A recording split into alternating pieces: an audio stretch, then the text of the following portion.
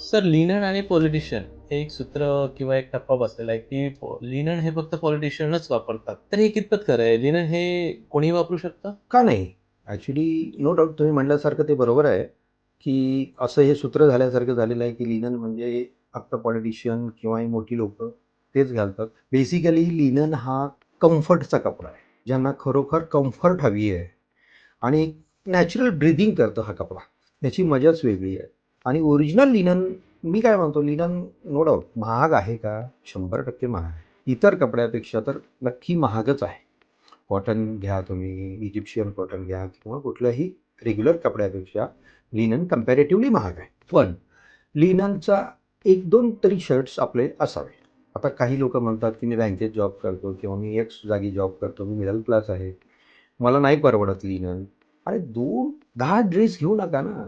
मी काय म्हणतो 2 ड्रेस घ्या. 2 शर्ट असू द्या फक्त. पण प्युअर लिनन एकदा वापरून बघा. मार्केटच्या लिननमध्ये आणि आपल्या लिननमध्ये प्रचंड फरक असतो. तुम्ही एकदा एक्सपिरियन्स घ्या. आता काही लोकं म्हणतात, की Mercedes हे सगळ्यांसाठी आहे का? किंवा रोल्स रॉयल सगळ्यांसाठी आहे का? सगळ्यांसाठी नाही म्हणण्यापेक्षा आपण का नसावी आपल्याकडं?